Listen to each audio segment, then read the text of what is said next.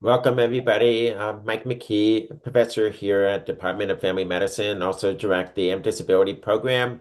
Work closely with Don Michael. And we have a packed agenda today. Before we go and do some quick introductions, I just want to let everybody know what we're going to be doing today. We're going to be talking about how we can try to incorporate more of a true disability health clinic in our in family medicine and primary care, and think about ways where we can move and kind of leverage some of the things that we're doing well here. And we're very fortunate to have Dr. Marzolf join, and I look forward to hearing more her insights on her experiences here at the UM and also now at the Freeman Clinic at University of Cincinnati. There's a few quick updates that I want to let everybody know about. One, our disability health elective has been approved and now moved from 2 week to a 4 week elective. It will also be offered every other month. There's one exception during the summer months, but largely it will be moving to an every other month availability and it will be 4 weeks long. So that's exciting. And it will help a little bit with the longitudinal aspects that I'm trying to hopefully expand on and build on. And we will be working closely with the Grow Center at closer to Detroit with Dr. Tisa Johnson Hooper. And so we'll be partnering with their group as well. So it's more to come on that. And then the second update, we have a very successful pool of applicants for our upcoming summer internship this summer. And so we're many of you, whoever's involved in the review committee, thank you for that. And so we'll be reviewing it later this week, and I'm sure we'll have a lot of tough decisions to make and select we're likely going to have 5 applicants that we'll select and be our summer interns. And so we'll be reaching out to you for projects that they can get involved, whether that's community, clinical, or even research projects. Okay, so I want to do very brief introductions. I know we have a big group here. That's great to see everybody. So if we can just maybe state your name, your affiliation, and we can just kind of go through. And let's start with Dawn. Hello, everyone. I am Dawn Michael, Department of Family Medicine, the MDisability Program Coordinator. Great. And then we can just punt it along. And Dr. Sasso, Oh, I'm Philip Joseph. I know most of you. I'm retired family doc. great. And then Dr. Marsoff, I know I introduced you, but if you want to just say hi and introduce yourself. Hello, I'm Brianna. I've completed the Adult Developmental Medicine Disability Health Fellowship at Michigan. I finished last year, and I am currently working at the University of Cincinnati at the Freeman Center, their multidisciplinary center for adults with IDD, and I'm leading the fellowship here. I'm really Great. excited to share what I've learned. Great. And then next is Panati. Hi everyone, my name is Pranati. I'm a fourth year med student at MSU Com. Interested in disability research. I've worked with Dr. Hurwitz in the past. He's been my mentor looking at cerebral palsy research, and I connected with Dr. McKee recently and excited to learn more about research and opportunities available. Wonderful. Hey, Liz. Hi there, I'm Liz Katz. I'm the science communicator with the Department of Family Medicine, and I also assist promotional efforts for MDisability. Great. And then Dr. Shipley. Hi, everybody. I'm Dr. Shipley. I'm one of the family medicine docs at the Ypsilanti Health Center. Wonderful. Thank you for joining. And then Dr. Latimer. Hi, Talene Latimer. I am a postdoc in the Center for Disability Health and Wellness and connected with Disability that way. Wonderful. And then Samia. Hi everyone, my name is Samia. I use my name or any pronouns. I'm a disability researcher who works with Dr. Okunlami. I'm on the Michigan Medicine Workplace Equity Study with MDisability, and I'm a health professions education PhD student. Great. And Dr. Tyler James. Hi there, Tyler James, Assistant Professor in Family Medicine. Sorry, I'm in my dark cave today. I'm a person with a disability, working disability health services research focused on people with sensory disabilities, with a special place in my heart for those with developmental onset sensory disability. including rare diseases that cause sensory disabilities such as Charge syndrome. It's nice to see you all. It's good to see you, Bree. So great to see everybody. I see so many friendly faces and some new faces, so I'm excited to see what's new at Michigan too. Hear from you, Mike. Great. And then Dr. Amir. Hi, everybody. I'm Neely. I am a pediatric and adolescent gynecology fellow here at Michigan Medicine, with an interest in caring for patients with disabilities through a lifetime, but particularly intellectual and developmental disabilities. And this is my first MDisability meeting, and so I'm really glad to be here and connect with you all. Wonderful. And then Dr. Shimo Hyde. Hey everyone, I am in my second week as a research scientist at the Survey Research Center at the University of Michigan. I just spent 2 decades at Mathematica Center for Studying Disability Policy, so I'm thrilled to be joining this group. Thanks for joining. It's good to see you again. And then Dr. Noah Garbett. Hi, everybody. I'm Noah. I'm the current Disability Health Fellow at University of Michigan and following in Dr. Marzolf's wonderful shoes. So nice to be here today. Great. And then Dr. Tisa Johnson-Hooper. Hello. So I'm visiting. I'm here from from Henry Ford Health. I'm in Detroit. I am a pediatrician. I do primary care for children with special healthcare needs, and am the medical director of a relatively new program at Henry Ford called the Generational Resilience, Opportunity and Wellness, or GROW, Center for Autism and Intellectual Developmental Disabilities. We do lifespan primary care, lifespan diagnostic therapy, education of the workforce, our learners, and research and quality improvement in disability care. Wonderful. And Pam? Hi, I'm Pam McKee. I am the Community Engagement Manager for the Council for Disability Concerns and been part of the disability community on campus for a long time. So nice to see you all.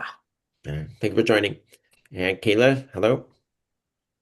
Hi, my name's Kayla. I'm a former MDisability intern, but now I'm a fourth year MD and PH student over at Sinai in New York City. And this is my first MDisability meeting in a few years, and I was excited to join as I'm preparing for an OB-GYN didactic course in the next week for OB-GYN residents. I'm looking forward to that. And then I have next on the screen is Dr. Megan Pesch.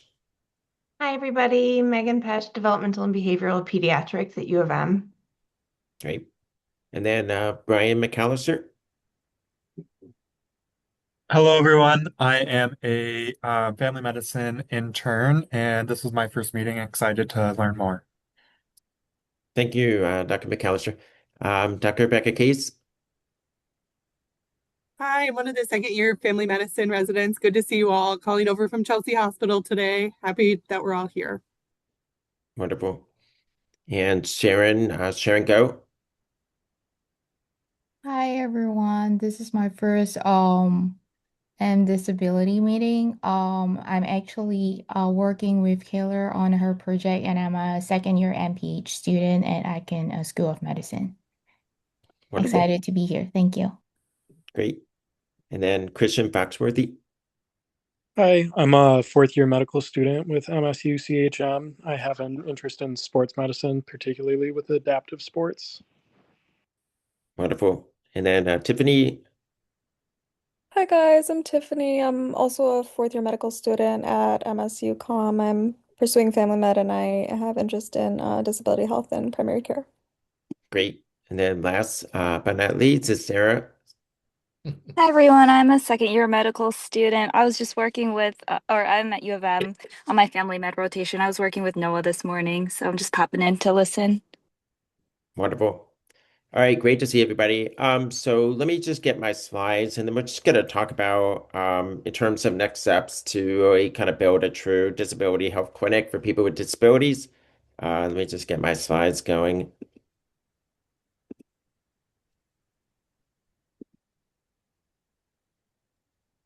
So reason for this talk is that there has been some momentum. I know there was a strategic initiative fund, and some of us were involved in getting this out, and hope that we can find some funding support.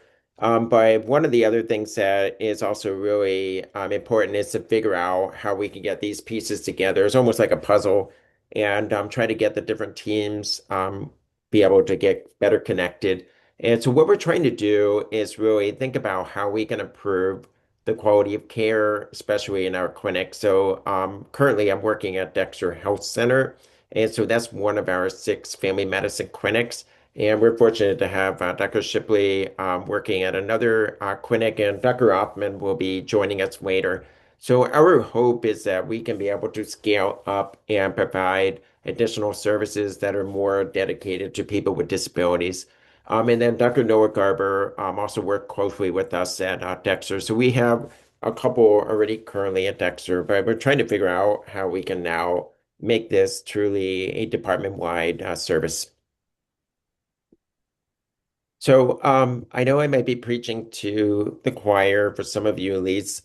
So in terms of primary care, whether it's internal medicine, pediatrics, or family medicine, why it's essential? Obviously, a lot what we do is really thinking about how we can address a lot of the screenings, also preventive healthcare services. So what we're trying to do is really maximize their health and really minimize the need for emergency departments and also hospital visits, including readmissions. And we are aware that people with disabilities do struggle with these areas. But more importantly, is thinking about really maximizing quality of life. Sometimes, what a doctor would think in terms of what's important for an individual with disabilities may not be what they're thinking about. And so there's situations where when I meet somebody, I always like to open it up to see what their priorities are and try to be better aligned with them. But the other important thing is thinking about how we can manage their chronic health conditions, whether that's diabetes, heart disease, and so on. What a lot of people do recognize is that primary care often we think of as sort of the first contact, and that is true, first contact for care. But it's also important to think about in terms of, are we able to provide comprehensive care? And is there a coordination of care and a continuity? And so many of us in academic medicine, this is really challenging, especially when we think about continuity. A lot of us are carved out, and that's why it's even more important to really have a number of colleagues that share the passion for this kind of work and also the population that we care for. So I just created this infographic just to kind of highlight again, people with disabilities, 36% have delayed or missed needed health care. So we're obviously not meeting their needs from a healthcare standpoint. But especially since the end of the pandemic, many of them still have not caught up in terms of being able to get established with their primary care doctors. Many of them have now, it's been several years and now are being considered as a new patient, which brings other additional hurdles. But more importantly, is that they're missing out on a lot of the screenings and preventive care, which will unfortunately adversely affect them down the road. So barriers to primary care, regardless if it's family medicine, internal medicine, or pediatrics, are many. And people with disabilities, things that I often hear, not only with my patients, but also colleagues, transportation. Can I get there? Sometimes it's really figuring out, can somebody pick me up? Is the transportation accessible?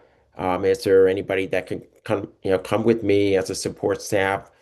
Communication barriers. And that's not just trying to have language concordance, but also making sure, can they hear us? Are we using a transparent mask? Is the communication direct? Is it in plain language? And then insurance, we also do recognize that Medicaid is the largest insurer for people with disabilities. Unfortunately, Medicaid is also not universally accepted by many primary care providers. Fortunately, that's not an issue here. And then physical infrastructure, is the building even accessible? If you have a wheelchair user, can they get into the building? And then equipment being inaccessible, so that can vary from diagnostic equipment, or it can also be, is the exam table, can it be lowered? Do we have a transfer board? And in some places, even a Hoyer lift to be able to help out with that. And then what we have seen with multiple articles over the years is that training gaps continues to be an ongoing problem. And a lot of the disability health curricula, even here, I know we do more here, but many of the disability health curricula is very siloed. It's often dependent on, a few folks that are passionate about the topic, or in many cases, it might be a one and done. There's a grant opportunity supporting those services. Fortunately, we are chipping away at trying to do better with that. And then medical complexity. There are some individuals with different types of disabilities that do have a number of comorbidities that they're struggling with. There may be also syndromes that it's important to get training to understand what needs to be done for those individuals. And then resources being absent. Many individuals with disabilities just simply don't know where to go. Are there information tailored for them? Is it accessible? If you have a deaf ASL user, is the information available in American Sign Language? So lots of barriers there. So I just put this just to hopefully help foster some of this, ideas and solutions, and we'll get into more of a discussion phase momentarily. So for transportation, a lot of the strategies that I use is really getting the social worker involved, Medicab, there's home visits, which we do at the St. Louis Center, and also occasionally for other people who are just not able to get to our facilities. And telehealth has really been, in my opinion, revolutionized the care for many of our individuals, especially for people who have mobility, physical disabilities, and also intellectual developmental disabilities. And then communication. So there's direct language. So having a clinician proficient in that language is really important, but also to make sure that we have interpreters available, transparent mask. We use Safe and Clear, which is one that's FDA approved. We also use captioning, whether that's an arranged clerk service or the AI transcription available in our telemedicine or Zoom. And then we have visuals and graphics and plain language. So these are all ideas that we try to incorporate. The insurance not being accepted. So our department has shifted away from a fee for service, which I think has been very beneficial to be able to care for people with disabilities. So now it's more of a capitated model, so more population and health management. So it does allow for a fair amount of creativity, whether you're talking about home visits or other models of care. And we'll talk more about those models. And then equipment being inaccessible. So we have some devices here at Dexter where we can try to facilitate transfer from a wheelchair onto an accessible exam table. So a transfer board being one, or also using video-based questionnaires if somebody prefers to fill out a survey in American Sign Language. So lots of different ideas there. And again, how we can try to centralize the resource is really, really critical. And then the training gap, again, the importance of having a dedicated mandatory disability health curricula is very much needed. So rather than being siloed or being elective based or one and done with the grant support, we really need to make sure that we're intentional getting as many medical students. I believe that all medical students should get exposed to this, but having a longitudinal training course. And I'm looking forward to upcoming opportunities to really do that. And then medical complexity, we do need very much clinical guides to be developed that is more disability specific. Are there adaptations, whether it's screening, care management, that also needs to be spelled out so we can help guide our primary care teams. And then clinical decision tools, can we integrate it in our electronic medical records? So trying to think of ways where we can think smarter, not harder. And then more importantly, thinking about how we can build this team, a multidisciplinary team to be able to expand the services that we can offer for patients, but also improve the quality of it as well. And then the resources. So I really do think this is going to require a village and working with disability organizations, accessibility guys. Dr. Tyler James is working hard on that, especially for sensory disabilities. So how can we really guide those who are already developing the resources and what resources have to be developed internally? And then really just thinking about disability health materials that we can share to our patients. And some of this also can be assistive devices so that they can actually take it to work or for their personal use at home. So, in terms of our current footprint, so we have several programs that already exist, and we are doing a lot. And but I'm hoping we can even do more and try to be creative in terms of expansions. So, we do have two model clinics that one was the older one was the Deaf Health Clinic, and that was funded to kind of kick things off. That was an integrated care model that we were able to get funding through the Medicaid match. And then later on, Dr. Marzolf was very instrumental in helping develop and set up this new model clinic called MyCare. And MyCare is also very closely tied with the St. Louis Center. So we do a lot of home visits. Dr. Garber has really been very instrumental in continuing that service. And then we also have more largely, I would consider more informal rather than formal, but consultations for family medicine patients who have different types of disabilities. And then we currently have eight what I call disability-friendly family medicine providers at various clinics. What we're trying to do now is really have people that are more dedicated to care for these people. And we're fortunate to have Dr. Shipley and Dr. Oppman be part of that team as well. And then you heard with Dr. Marsoff and Dr. Garber, they both had opportunities to go through the Disability Health Fellowship. And then more importantly, trying to be more proactive in screening people with disabilities. So we're now asking patients, do you have a disability? And if so, what type and what kind of accommodations? And so this screenshot, I know some of you probably have already interacted with this, but this has been very, very helpful in helping us to be more proactive in our care. We still have some ways to go in order to help facilitate the provision of accommodations. And that's going to require where there's more schedulers, call center to help kind of make sure notified so we can get things in place. And so that's sort of another separate ongoing effort. And there will be a need for a navigator or a disability health coordinator. So more to come on that. And then what I'm hoping for is really thinking about the clinical goals is how can we expand our access? Right now, access is very broken up, dependent on access for just a few folks, but we want to really try to improve access more globally. And I do feel that the priorities right now is going to be more wellness visits because then we can really tailor screenings based on the disability type and also any close follow-ups. I think those are probably going to be the priority. Is not that the urgent care visits are not important, but I think how we can actually scale up. I think those two are going to be the biggest things to really focus on first. And then really thinking about appointment slots. So I have been a discussion about people with disabilities. Yes, we sometimes do need longer times, and we do have permission to actually expand these appointment slots, and they're called the MDisability appointment slots. And I'm happy to talk to any of you if you're interested in learning more about that. And then for training opportunities, there's several avenues. Some of them are during residency didactics. We also have grand rounds where we generally do in October. We have a disability focus topic. Dr. Garber gave one in January. So we're trying to help spread the word, get people more aware on different types of disabilities.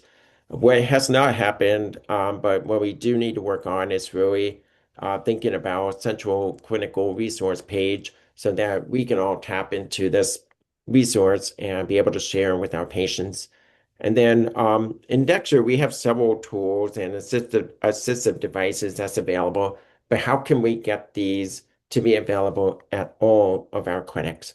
And then lastly, but I do think it's really important to think about how we can pivot to more of an integrated care model and really build a true multidisciplinary team to be part of it. And Dr. Steve Erickson has been really helpful to help build up some of the comprehensive medication reviews. So really want to, after we hear from Dr. Marsop, talk about what is needed here, what kind of models of care exist as a guide. So just very briefly, there are some models out there. So we have University of Arizona. They have a clinic that's really focused on caring for people with intellectual and developmental disabilities. Same thing at Jefferson Health. They have one that's primary care, really managing complex care needs. And then University of Illinois, Chicago with Dr. Aaron Hickey. They have a HRSA grant that supports their, what I consider kind of a wraparound clinic. And then Dr. Marzolf's going to share a lot about her Freeman clinic that she's at. And then lastly, Dr. Kripke does a home visit model and take care of about 100 patients with intellectual developmental disabilities at various places around San Francisco. So I'm going to pause there and let Dr. Marzolf talk a little bit about her work. Okay, great. Can we see my I'm sorry, screen? I just finished my clinic. Did I miss a lot? Oh, so wait 1 second. Are there questions? Okay, it's just the agenda. Okay, thank you. Hi, Amal. Great to see you, Dr. Othman. You missed Dr. McKee's. Hi, how you doing? Oh, good. You missed some of Dr. McKee's updates, but I'm going to speak for maybe 10 minutes or so and or less, and then you'll get to hear more about okay. Thank So you. I'm really excited to be here. I gave my introduction. I wanted to start a little bit before I jump into the Freeman Center to just talk about this idea of circles of care for people with intellectual and developmental disabilities. And this is not revolutionary. This was published in 2018 in Canadian Family Physician, this article. But it found that, looking at patients in the UK with learning disabilities, 42% of deaths among people with IDD were premature and were avoidable. And there's a couple of reasons why. Families and caregivers don't feel listened to. Problems recognizing the unique needs of people with IDD. And then this is the one I really want to focus on, problems with coordinating healthcare and sharing information and readily accessing healthcare records. So these premature deaths were really due to problems with health information exchange is a big factor. So when they talked to patients, they thought physicians did a good job with some things. They thought, some physicians are able to listen and modify the way that they communicate, which Mike touched on. And they really appreciated their assistance in navigating the healthcare system. And the other patients thought doctors are overworked and overstretched. And to me, I'm as somebody who's taking care of patients with IDD all day, every day now, I do think it is so beneficial to assist patients in navigating the healthcare system, but it isn't easy, and it really does require a team. And if you don't have a team, then the doctor is overworked and overstretched for sure. And so this paper talks about this idea of this triad of communication that involves the patient, the caregiver, and the doctor. And, this isn't true. Well, this is true for most folks with IDD do have a caregiver who's pretty instrumental in being part of their care team. And so having, three bodies or three folks who need to communicate is essential. And physicians believe that it's really important to have a consistent caregiver, and caregivers believe that it would be helpful if family physicians could provide support outside of office consultations. Okay, so interesting, and definitely something I'm noting. So let's talk a little bit more about that. I think in order for caregivers, physicians to provide any support outside of office consultations requires a team. And so this figure here kind of shows these circles. So, you start with the patient-centered communication, then we have this triad here of the patient, the caregiver, and the provider. Then there's communication within the medical home, within our care team. And then how do we communicate that with the rest of the community and in terms of their direct care supports, their day program, everything else that they're doing outside of the doctor's office. So the Canadian consensus guidelines are wonderful, and I really do encourage folks it provides a really comprehensive bullet point list of things that primary care physicians should do to care for folks with IDD. And it really emphasizes the importance of interprofessional primary care teams to coordinate medical care and services. It's not possible for one person to do this all by themselves. And really, especially for patients who are complex, which most of our patients are, where they have medical complexity and then there's mental health and behavioral health needs. involving a team like a behavioral therapist can lead to a reduction in needing medication. That is not revolutionary. That is using, but not everybody has access to a behavior therapist, and so we see a lot of people being given more and more meds, and polypharmacy is a huge issue. So I wanted to just share an example of some circles of care that the Freeman Center has developed and is able to provide. So the Freeman Center is here in Cincinnati, and we moved to a brand new location in September of 2025, 15,000 square feet facility, accessible, and I'll tell you all about it. And we currently care for about 1,200 to 1,800 patients. So the space, this is the waiting room here, has really cool kind of light sensory wall to give folks something to be interested in while they're waiting, which is hopefully not for too long. We have 10 fully accessible exam rooms, 2 treatment rooms, and in those treatment rooms, the exam tables actually act as a scale. So there's a wheelchair accessible scale, and then the exam table itself, 2 of our exam tables act as a scale. The exam tables have, they're barrier free to make transfer easier. There's no arms on the tables, and they're movable.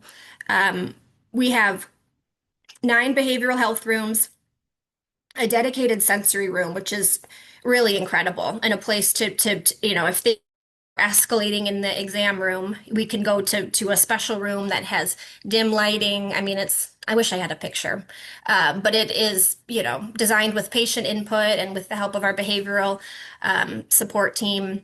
So there's a dedicated sensory room, which is, that's another level. That's wonderful. We also have, I think, the only in the state of Ohio, and I don't know if there's any in Michigan, restroom with an adult-sized changing table, which is, I think, really awesome because people are coming from long distances to come to the clinic, and they often need brief changes before the trip home. So how did this happen?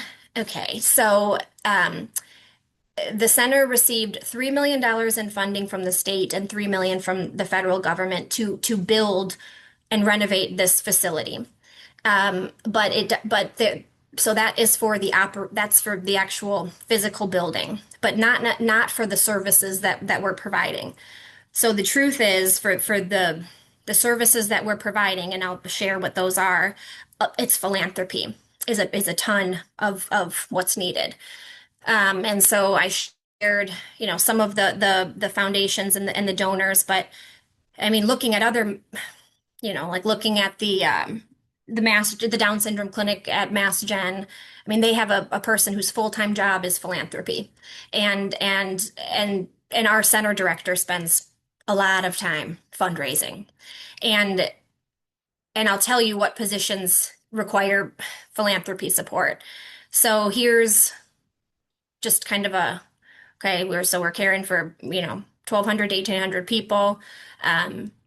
We got the state and federal funding for the actual thing itself. We see about 400 patients a month. And what do we offer at the Freeman Center? Behavioral health and psychiatry. So psychiatry and therapy. You know what? I think I'm gonna show you this slide, the team. Okay, so this is like truly what we have. So 2 family physicians, myself and Dr. Wong, 1 primary care nurse practitioner, and we currently have 1 fellow. There's 2 psychiatrists, 1 psychiatric nurse practitioner. We have, and this is a crucial role, 1 RN care navigator and 1 home visit RN. So a donor recently donated for several, I think over $1 million more to start a home visit program. And so a big need has been hiring another nurse navigator. And so part of this home visit program is 40% of the work of this nurse is in office doing some care coordination, and then they're actually able to go out and do home visits. We have a psychologist and a behavioral health therapist, so 2 different counselors, a licensed clinical social worker who does more of kind of navigation with guardianship, with the county, helps. Yeah, I can tell you more about that. A community navigator is essential, and this position is completely funded by philanthropy. Um, let's see. I believe that I think the licensed clinical social worker also requires philanthropy funding because he's not billing. He's not providing therapy services. Okay. And then the nutritionist, that's billable. It's wonderful. The board certified behavior analyst, BCBA, 100% philanthropy funded, and just was approved, got 5 years more of philanthropy, private funding. We have a senior clinical service specialist, which is funded by the university. It's like an MA essentially, but helps with there's so much paperwork in caring for this population, lots and lots of forms. And so helps a little bit with that and some of the DME supplies. A program manager, all philanthropy supported. The clinic manager, medical assistants, and our front desk folks. So basically, the services that are not billable are supported with philanthropy. And those are the services that really, I think, make the Freeman Center what it is. And so I'll just share a little bit about, I'm wrapping up here. So in terms of sensory supports, one of the really cool things that our BCBA does is create personalized social stories. I did not know what social stories were. But they're incredible. I'll tell you, I had a patient, we had 2 visits, and I'm explaining why we really, really need an EGD. We really need a scope, and it's not happening. And then I'm like, okay, I'm going to try this social story thing that our behavior therapist suggests. So I learned that this person has a cat that they really love, and basically the behavior therapist developed this social story, and here's an example of one that was totally tailored to the patient. She loved it and she got the scope. Okay. I couldn't believe it. And so Bree, our behavior therapist, and maybe this is something that we can talk about sharing because why recreate the wheel? This is an example of not a personalized social story, but a social story explaining how to do self-swab for HPV screening. And it walks you right through it. And then at the end, you did it and you were brave and you were proud. And so we have kind of standard social stories, and then for the folks who really need a little more support, we can request that the behavior therapist create. We talked about the sensory room, the sensory cart, which has many of the same things that are present in the cart at the Dexter Clinic. And then this is a position that's part-time. So then we have the full-time behavior support analyst, and then this part-time position that's a coordinator between the county. And really, she's a behavior therapist who works for the county, but comes to our clinic 1/2 day a week and helps. That is really important, this communication and updating the care plans with the county to meet the patient's needs. And those are things that would take the physician would have to do outside of the clinic visit if they really wanted to, give the patient what they need. That's what would be required. So,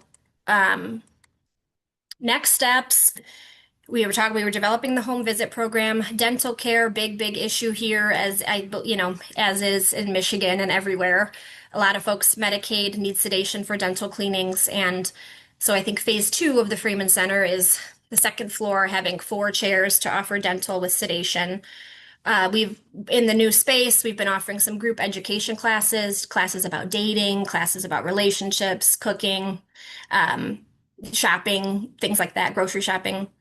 I'm really interested, and the more that I see patients, the more I'm understanding this.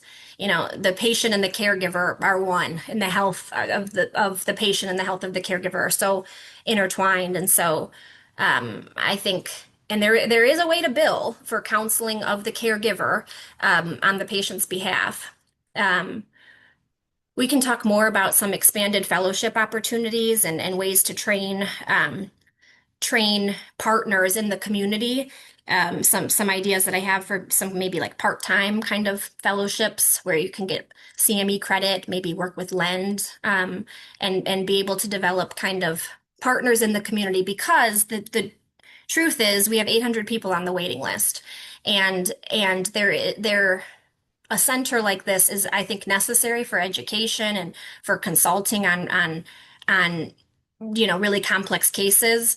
But we do need partners in the community, and so thinking about ways to teach is something, well, that I'm interested in. So I could go on and on, but I'm gonna pause, and I'm gonna pass it back to you, Mike, and maybe we open up for some questions. Thank you so much, Dr. Marzolf. This is great. Again, obviously there's many different models, and it does really require a lot of coordination and also different, maybe even creative ways to support it. Before we open it up, I also do want to just highlight the great work that Dr. Tisa Johnson Hooper is doing. I don't know if you want to add, some additional insights. I know you have a really great model where it's integrated in family medicine as well. Yeah, no, Sorry I to put you on the appreciate it. spot. No, no, that's okay. Listen, I appreciate it. I actually had a few questions regarding this because I wholeheartedly agree with everything you have there. And we really are in our infancy. We are 1 year out and have looked and being very thoughtful of how to develop a lifespan approach for those with IDD. And autism. And I love the work that you're doing. I would underscore the importance, particularly where you're able to provide lifespan care, of developing a very structured healthcare transition process. Starting, I know with healthcare transition, it's usually advocated to start as early as 12. And I would even push that earlier as we talk about building independence. Folks with IDD require a little bit more time and practice, but it's intentional. And I love the work you're doing. My question, which I had for you, is why is the BCBA not billing for those services? Is that something that's not covered in Ohio? Because certainly that's something that they could bill for. I'm not sure. I think a lot of the work that they're doing, I don't know that it's not necessarily, I'm seeing a patient, behaviors are escalating. They come in and help to kind of calm things down. A patient is getting a MRI and we are trying to avoid needing full sedation, so we do a little oral sedation and the behavior therapist attends with them. I don't know that there's a model to bill for, it's So not exactly a 30-minute consultation. Yeah, But but if you can anticipate those patients that have known behaviors that interfere with healthcare being done, you could then have those patients be seen by a BCBA prior to their medical appointment. That's a consultation. They devise whether it's a social story, putting together a functional behavioral plan, those approaches and supports in advance, so they're billing and you're still seeing the patient. You just Tisa,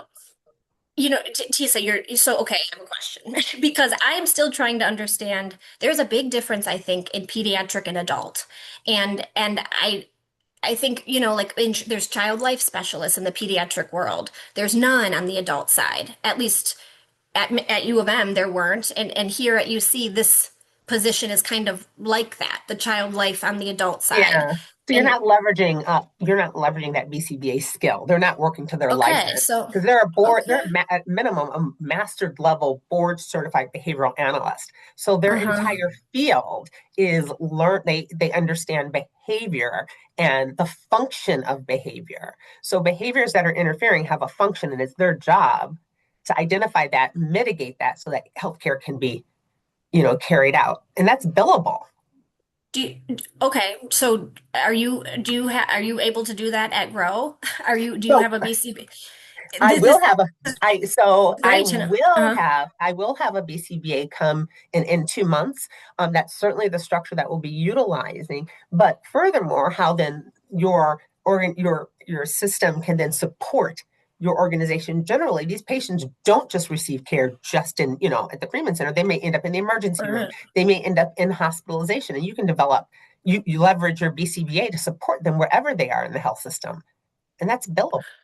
So the only pause is check Ohio. Check Ohio, because I know things are different. But Ohio is much more progressive than Michigan. Well, so this is okay. This is a little above my pay grade, and Lauren is the center. Dr. Wong is the center director and has led the way. And I'll let her know about this. But this is something we should definitely consider. I mean, I don't know of any BCBAs on the adult side at the University of Michigan. Does anybody else? Yeah. I know. That might be a question for Dr. Pesh. I don't know if you know anybody with behavioral Ps, if there's anybody there, but I don't personally know, and so that is a gap. Mm-hmm. We don't have any BCBAs, even in peds. Even in Okay. peds. So, I mean, Tisa, this certainly highlights the need Yeah, for, again, yeah, we need to have this kind of care across the yeah. country. And so, I know many of us are kind of siloed and we are growing, which is good to see. But there is also a need for us to periodically come together and talk about these, possible, solutions, strategies, not only with the sustainability part, which is always a big concern, but what are things that, obviously one center doing well, but another center is doing well in another facet of their care, and really just having an opportunity for us to come together. I do want to highlight this kind of discussion. We will have a CME event coming up for clinicians on April 17. So Dawn already shared it. I would love for you guys to just save it on your calendar. Should be a great opportunity for us to have these meaningful conversations and really be intentional about improving the care for people with disabilities. I know we're really focusing more on a primary care level, but there's a global need across the board. We will also be inviting other specialists. So again, how we can work better together, I think it's going to be really, really critical. So please save the date. There's a brochure, and we can also maybe even put in the link as well. So, are there? can I? Yeah, go ahead. Yep, sorry. Well, I just had one last thought, Tisa. You highlighted that the transition of care is so important, and I really do feel like that's an area that needs improvement everywhere. And I wonder if the BCBA could be yeah, a transition point, somebody to help kind of, this is what worked in peds, how can we implement that on the adult side? It's almost like the transition of care maybe doesn't need to Yeah. happen from specialist to specialist, but from care navigator or BCBA to Well, each other. I'll have you like look at the website for Got Transition, which details the Mhm. 6 core elements to healthcare transition, really starting at age 12, which is a process, a longitudinal process. And so there are roles and responsibilities for the pediatric side and the adult side. There are specific roles and responsibilities, so when in family medicine, you're seeing those young kiddos, you are preparing and planning the healthcare transition. And then on the adult side, your environment should be able to accept and integrate those patients effectively, because that's where you're going to lose patients. And so it's really a longitudinal process that can be integrated. And a lot of the six core elements of healthcare transition can be integrated so beautifully in Epic. And your case managers or your care coordinators are like kind of following, where you are in that process. Another website, which is wonderful, besides, it's healthcare transition for adults with IDD. I think but that's another one that gives a lot of tools and resources for the provider, for the caregiver, patient, around healthcare transition. And what's important is there's a lot of information around billing for those services because they're billable as well. Mm-hmm. So I put in the chat. I'm really hoping we can open up and have a discussion. A lot of you guys are bringing really specialized expertise. I know Dr. Sasso really made a great point, which, if we put energy in one basket, sometimes the energy is taken away from another area. And I think that's a great point. Certainly for me, the integration, the close coordination with teams is very much needed, and also finding champions at other clinics. So it's not just at Dexter, but how can we support, Dr. Othman at Domino Farm, Dr. Shipley at Ypsi. And so that's really where I think we need to really kind of help scale up and better support. Thus, I think they put this as an overbook. I have a quick question for you, Brian. Can you guys hear me okay? I don't know if my headphones, if these work well. Thank you so much for sharing. It's a really amazing clinic that you run over there, and I'm excited to come visit in a couple months.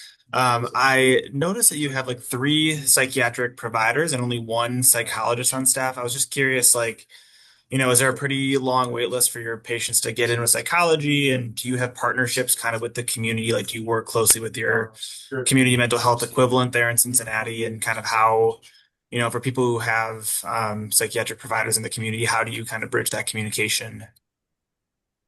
Yeah, so we have one psychologist and one licensed clinical social worker who provides therapy, and then we have another social worker who doesn't do the therapy. So there's actually two providers who are engaging in therapy.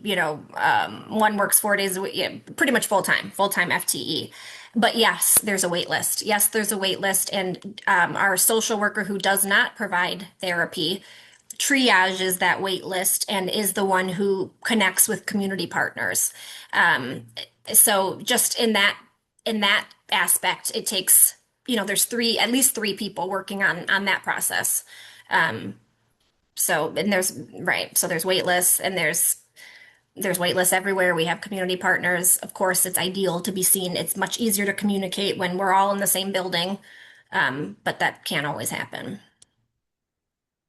So I'm not sure who was first, but Dr. Rothman, why don't you go ahead, do your question, and then I'm going to read out Kayla's question here, which I think is also really important too.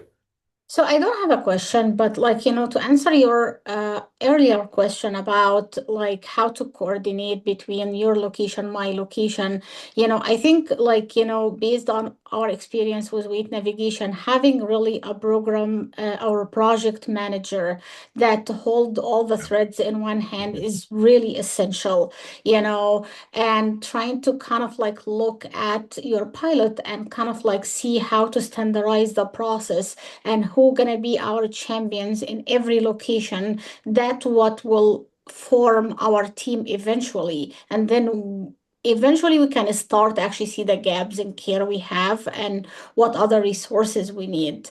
But we really have to have some standardized process, especially with centralization of our system. It makes it a little bit harder, So we really have to decide on this early as we create this kind of beautiful team. I totally agree that there needs to be that glue, that manager component, that coordinator, especially with clinical experience. A lot of I know there will be some sort of nuances in terms of how things are done in each clinic. They're always a little bit different. But in terms of not having to reinvent the wheel and trying to do something in your place where it feels siloed, but how we can work together, I absolutely agree. It definitely needs to be done. And that is certainly an area that we would have to try to secure and get support for that. I agree with that. There's several in the chat here. I want to make sure we spend some time answering. So, sorry, Kayla. Oh, sorry. First one was Dr. Melissa Sokowski talked about what it would take to implement something like the Freeman Clinic or Freeman Center in UM. That is sort of where I hope to get to in that level. That will, as we already heard from Dr. Marzolf, does require a combination of funding support. It does require a team to be able to support various efforts. I know. Dr. Freeman was sort of the initial, visionary and was the one that kind of got things started. But it will take dollars. It does take leadership commitment. But I think this is probably better answered by Dr. Marzolf. Well, I think that is the question, and that is something I was trying to.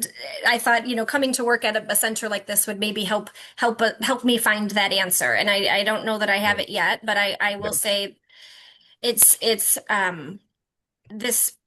It takes the funding has to come from multiple places. There's the UC Foundation, which has been pretty instrumental. So I've been working with the director of corporate and foundation relations, and they've actually, as fellowship director, brought 2 grants to my attention, saying, this could support some of your fellows' time, to have them do a little more learning. And so I think that that's really incredible. I mean, I do philanthropy at Michigan was wonderfully supportive of the MDisability or the My Care Clinic. But it really does take champions on that end. And so, Kayla had a question about how do we reach out to the funders? I think this is really maybe next time we should have Dr. Wong join because she's the one who spends the majority of her time with the fundraising. I think it's a combination, like Brian is saying, with private and nonprofit donors. I think most of our donors have been private, and really I've seen more donors than grant support. So I don't know that I have an answer. I think I'm still amazed at how much has been, the Freeman Center, I think, was founded in 2020. So it's really only been 6 years in a lot of growth. And I don't, TBD. let me, Yeah, I know here, that's for a wonderful example, question. oh, sorry. Yeah, it's here I know we have pursued largely more of the grant, but I think we're not as strong on the donor philanthropy area, and that's something we'll certainly have to scale up. And Dr. McAllister did put in the chat, just I think gave I'm not sure if this is like a TED Talk or a resource with Penelope is it Bunk Bunk Burke? I'm sorry, Burke. Yeah, I can just it's just a textbook. Penelope Burke is she researches like effective fundraising strategies, and there just is like a whole profession of fundraising. And so usually United Ways, they offer a lot of like training and courses because they do so much for helping and supporting both large and small scale projects and getting folks training. But then, yeah, there's just like a lot of different opportunities. But this is like, I like to point people towards Penelope Burke's work because she very much researched this, and there's a whole science around fundraising that just really gets into effective communication and planning with your fundraising strategies. Thank you, Brian. That's so helpful. I guess I'm wondering, we have somebody in the room here who's developing a center to do just this work in Michigan. Tisa, how are you doing it? So yeah, with philanthropic interest and funds. And so really what we were able to do, secure $1 million from Stephen Grand Foundation, really with the concept of what we wanted to do, developing an integrated primary care, along with, our diagnostic, lifespan therapy, education, research, and quality improvement, and kind of just built on some of the work that we had done in the past, but where we wanted to go. And it really just took getting champions that believed in this endeavor. And so we're hopeful, and that's what our philanthropy group continues to do. I try to meet with them at least quarterly to kind of give them updates on our progress and what and the constantly refining the ask. And then it helps to pull in patients, caregivers with the story, so that it's not just because this is the work that you do, you have all this great interest, but truly tie it into how I think the secret in the sauce is with philanthropy is to make sure you talk about how your vision, your mission aligns with the health system's strategic priorities, right? Because that's where they're looking to gather funds, right? It has to align with the health system's strategic priorities. And if you demonstrate how this initiative not only aligns or supports, but bolsters those strategic initiatives, I think you help considerably with that ask. Unfortunately, we're at the end of the hour. This is great to have this discussion. It's always very welcome to join many familiar faces, passionate champions in this area. This is a topic I'm hoping will continue the conversation, and it's something that nationally we just have to do a better job. And so it's exciting that we are well plugged, at least with many experts here. And so, if you have not joined us in MDisability, I'm glad you joined us today. And we will have more invitations coming up next month for the provider webinar series. And we'll be reviewing an IDD toolkit at Vanderbilt with Janet Schaus. Is how you pronounce her name? Schaus? Or Yes. Schaus? Okay. Schaus, yep. Okay. So please stay tuned. It's great to see everybody. Stay warm. Thank you. Bye. Bye. Bye, everyone.